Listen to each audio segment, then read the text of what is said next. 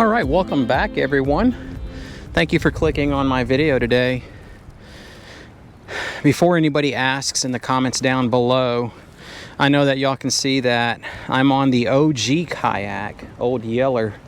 This is one that I had purchased for my son to come out here fishing with me, and he hasn't really used it much. So that I can get my money's worth, I'm gonna start bringing it out, getting some exercise with the pedals. I'm keeping it simple as of right now by foregoing the fish finder.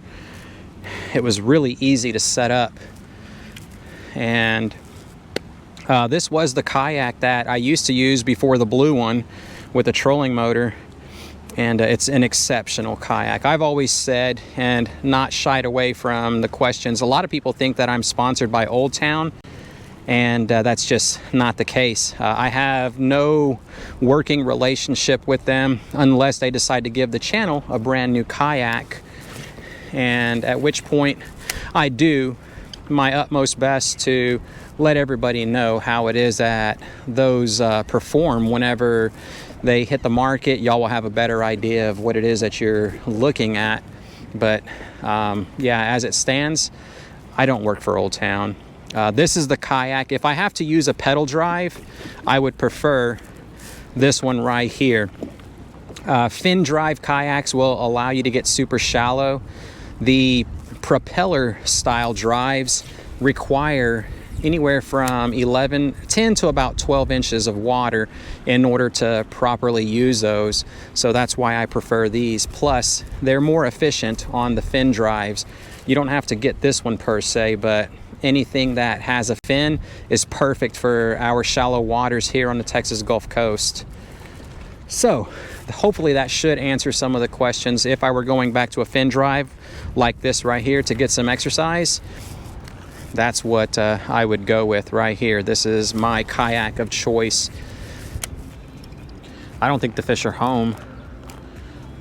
I've used the bottom bouncing and then the twitching. The only other one that I haven't used is a paddle tail, and then inject some Pro Cure. Maybe that'll seal the deal.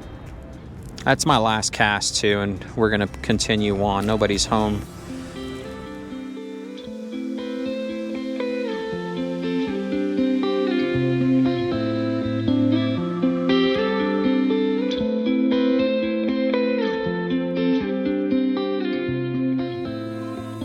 Zero structure over here, but there was like I sighted an oil slick, and this is the very beginning of it. The wind's blowing from head on to behind me. You got to fish the beginning portion of that slick, and that's where those fish are usually feasting on the bait. I have yet to see any bait today. See if we can make it happen right out in front of these pyramids here in Galveston. Lots of spring breakers enjoying the day. It's beautiful. Very breezy, but nonetheless, it's a beautiful day. All right, we are way out here from the launch, and this is pretty much no man's land. The entire south shoreline that I had fished thus far has just not yielded anything, so made my way out here. Fished the pyramids for a little bit. That didn't produce anything. I saw a couple of oil slicks pop up, but nothing to benefit from, and this is the last ditch effort. I really don't want to go to the northern shoreline because it's getting battered right now. Pretty sporty conditions out here. 16-mile-an-hour winds out of the south direction. Hopefully we can make it happen here.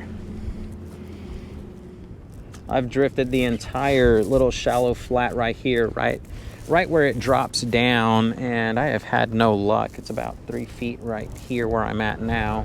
I can at least see the bottom clear, and yeah, well, nothing to speak of. We'll get as shallow as we possibly can. I don't think we're gonna see any reds or anything like that, but you just never know. The drop didn't produce anything. The entire south, oh man, I just bumped the bottom already. Yep. I think I'm going to start heading back in. I would love to fish the north shoreline, but yeah, with these high winds, I just don't see it happening. Holy cow, look at these swells I mean, this is my last ditch effort coming over to the windblown bank. Hoping and praying that the fish are going to be here, because the camera's probably not going to do it any justice, but man, oh man, this stuff is rough. And then as soon as we get closer towards the bank, it's definitely going to bounce right back off of it, and the wind coming this way with the swells and then the bounce back, it's just going to be nasty. I've slowed down big time because I don't want to go through this super fast, get everything wet. But we'll get there, start casting in the likely areas that I know trout to, be holding, and maybe we'll get a catch. Oh, we just had a bite. It's so hard to detect it because the wind has put such a massive bow in my line. What I'm going to do is drift backwards, kind of have my line in the wind. That was going to be my last cast too. Yeah, well, must have been a little bait thief because didn't get any other bites. Last cast right there. And we're going to move back over towards the calmer side. It's going to be one heck of a trek, but I mean, that's what I got to do in order to try to salvage this day.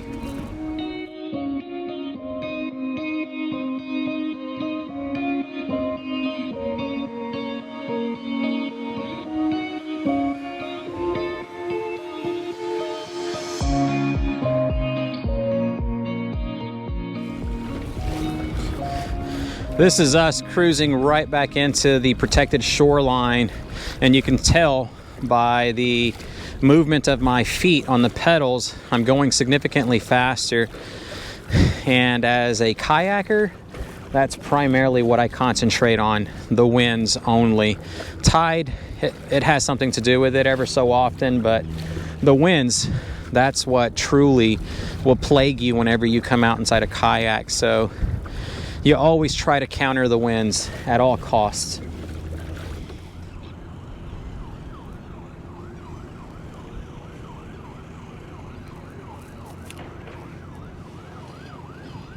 There we go. There we go. Come on.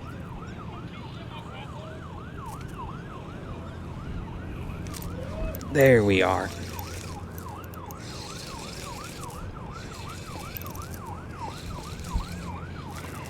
There we are. They are down there.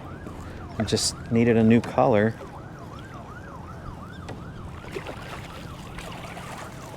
And that is dinner, baby.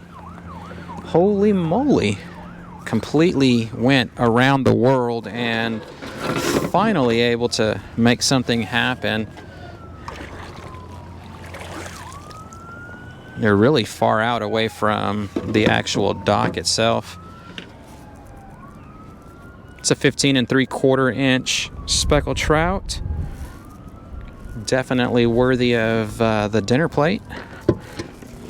That's it for this lure. We're gonna do one more change up, and regardless of what happens, I gotta call it a day. It's getting late. There's supposed to be some rain in our forecast, and I'm pretty sure I'm overstaying my welcome. Let's see if they want a paddle tail. Different color. Throw some scent on it. All right, go down there, do your worst, buddy.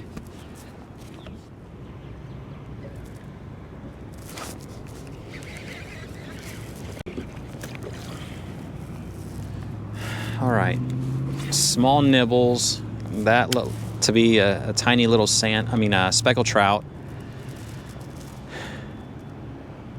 Just got to, like, as soon as they're biting it, they're spitting it back out, and that's what the small fellas do.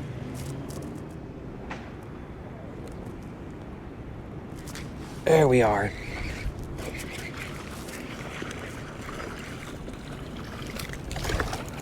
Yeah, it's a small little guy.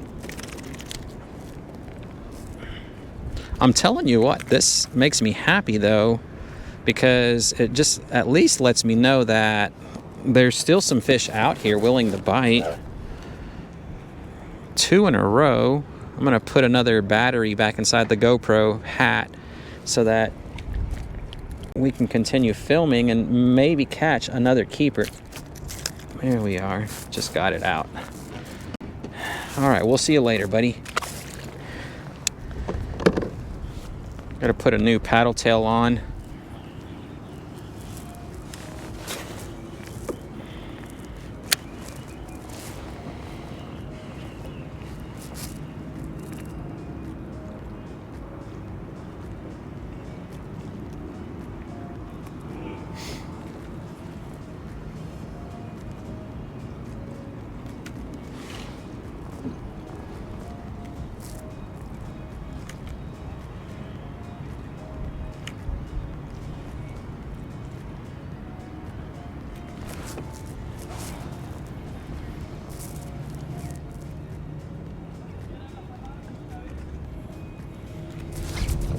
That one, not that time.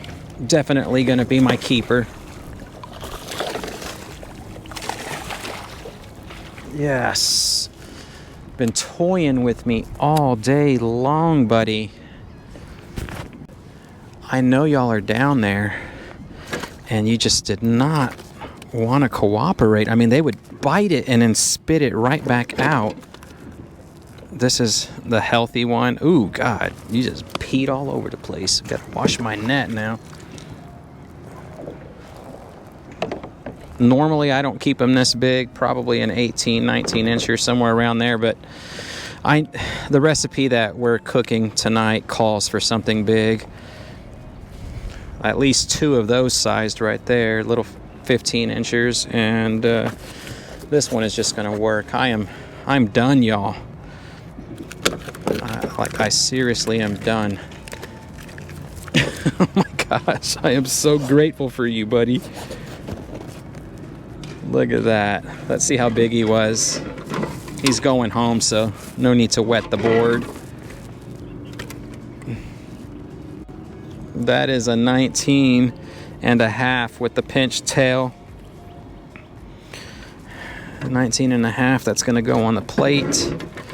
This is going to provide us with more than enough meat for dinner. Oh, I am so grateful.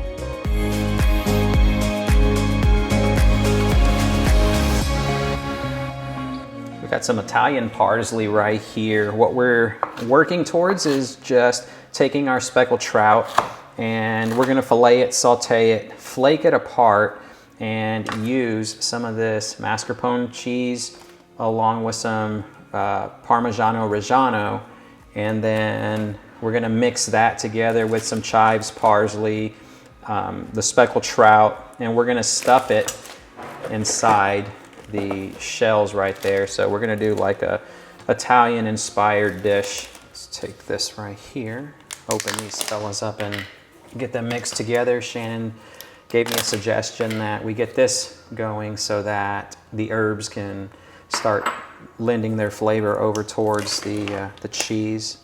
It's almost like ricotta, right? Mm-hmm. Almost, but it's creamier than ricotta. It's a creamier and just better overall flavor than ricotta. Parmigiano Reggiano is the good stuff too. Yeah, we got 2 8-ounce containers. It's called mascarpone, right? Mascarpone, yeah. Or I should say, I know what it's called. Is that how it's pronounced? Yeah, mascarpone. Yeah. I'm pretty sure the Italians are mascarpone or something like that. That's just gonna probably say like, oh my gosh, I just made a big old huge mess. You probably don't want to. Oh, you're gonna use all of that? No, I wasn't trying to, but I was like, that's a lot.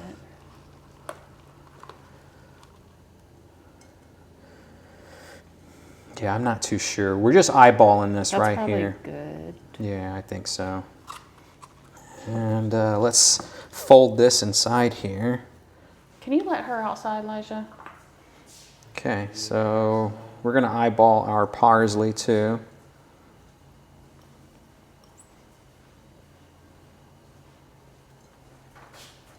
Should be good for right now. And then we'll some chives.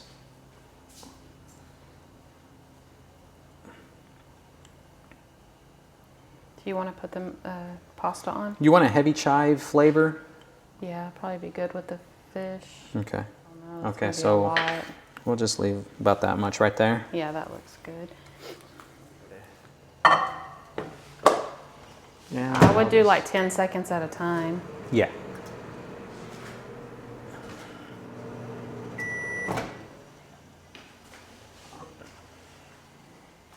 That is definitely squeezable now. So that's the consistency right there, y'all. That's easy to move around.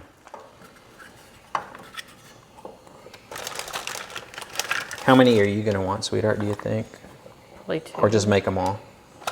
I mean, I would just make them all. I don't know that you have enough cheese stuffing for all of them. There's 1, 2, 3, 4, 5, 6, 7. We'll do 8, just in case. The stars of the show. 2 nice speckled trout. Here we are. Did you set a timer for the pasta? Yes, it's on right now. I'm gonna cut out the ribs first. Did you mix them around a little bit? Nope. If you don't, they'll like stick. Well, actually, I've never used this kind before, but just in case. And there we go. That one came. First try. That one was perfect. This right here is just your run-of-the-mill Italian seasoning. Get some pepper. Get some of that salt going. I think next time what we'll do is just try to our own seasoning. We'll take fresh parsley, fresh basil, fresh oregano, mince it all up, like really, really fine. About 2 tablespoons of olive oil inside there. Oh, that was a long fillet.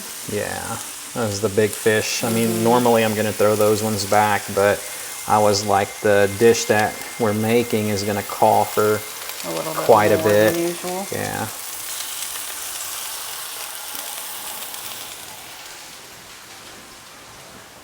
While this is cooking right here, I'm gonna do our bread. Bless you.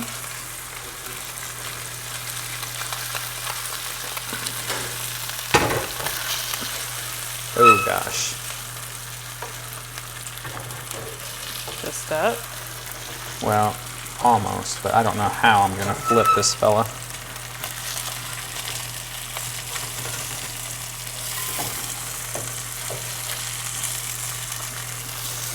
I thought you were letting that one cook longer. No, it's already flaking. Oh, okay. Oh, it sure is. All right, this guy has got to go over. I mean, the good thing is you're about to flake it apart anyways. Yeah. So this time it's not that big of a deal. For presentation purposes.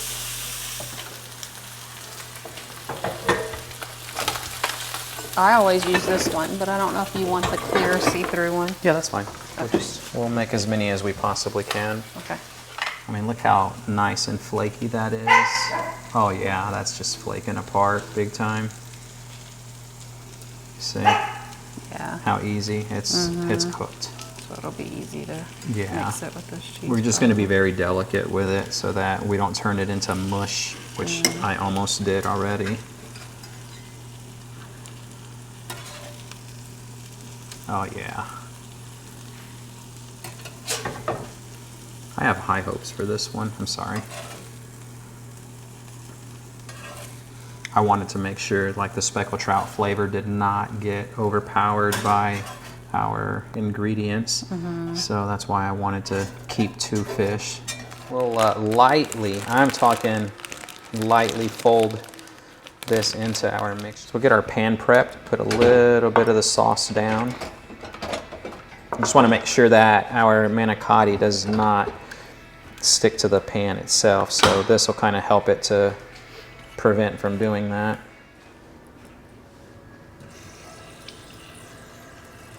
And the pan is done now. Let's stuff our manicotti. Dude, something is oh no, it's coming. I was like, something's preventing it from actually squeezing through. If this like blows up, I'm gonna poop. That's good. It's about to spill out. Oh, okay. So there goes one. Okay, there's number 2. They make a tool to do this. We just need to buy the tool. Okay, there's number 3. There we are. That one's good. Boy, I would charge a lot of money if I was at a restaurant and making these. Hold on, let me... It's a lot of work. Yeah, this is ridiculous and I'm making a mess. So this looked like it was going to be too much, but it actually was just the right amount, so kind of good for us. I really don't want to drown our dish with a bunch of pasta sauce or whatever, the tomato basil. Okay, that looks good, huh? Yeah, that's fine. Yeah, that looks perfect. Throw some parsley on top and then some more of our chives. Give it a little bit of color. This looks so dang good. And into the oven she goes.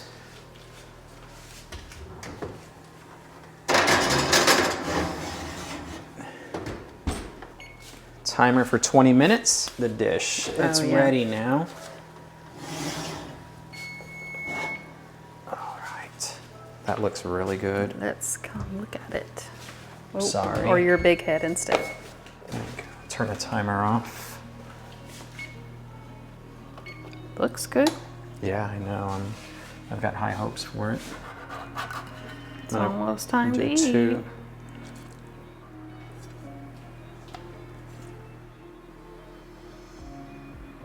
There we are, y'all. This one really took a long time to make, but that's our finished product. We've got speckled trout, stuffed manicotti, and some balsamic vinegar toast. I'm about to chow down. All right, I'll taste it first. No matter. I'm not waiting. No, you wait to let me taste it. It's not like a whole tasting. I'm just ready to eat.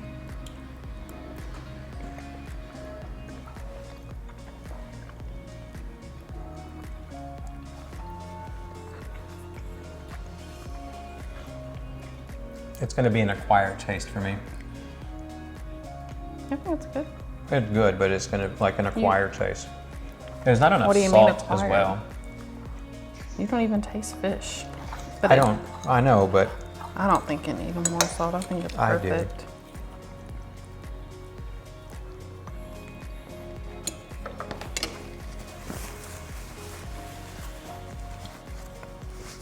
it's good.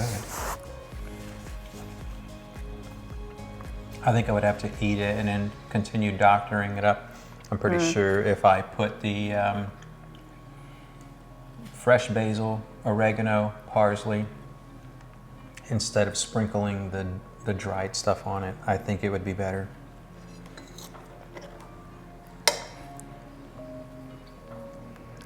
If I'm being honest, I think it's better than I thought it was going to be. I wasn't sure how this was going to go with fish, but it's actually really good.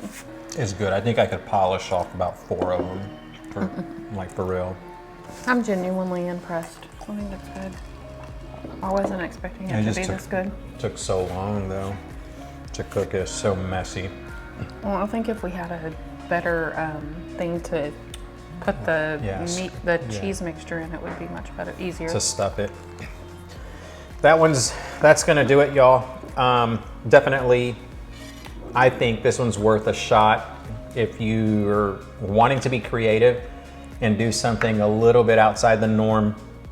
This right here is a good dish. It will make it to a recipe card so that we can throw it inside there, and eventually we'll start doing some reruns until I start thinking of other things to do, which I have an idea for the next one, but Shannon won't eat it, so I'm not too sure if I'll do it or not. But yeah, thank you so much for watching. It was a tough day out there. I am just glad that we were able to bring home enough fish for dinner during bad conditions. And thank you so much for watching. If you enjoyed today's video, don't forget to click the thumbs up button. For those of y'all that are thinking about going to the Houston Fishing Show, that's gonna take place, or the days that I'm gonna be there is March 25th, which is the Friday. I'll be at Old 18. And then on the 26th, I'm gonna be over at the Bugs Fishing booth. I'd love to meet you, shake your hand, say hi, talk a little bit of fishing. So if you're gonna go there, please stop by. And that's going to do it for this one. Thanks so much for watching. Until next time, tight lines, y'all.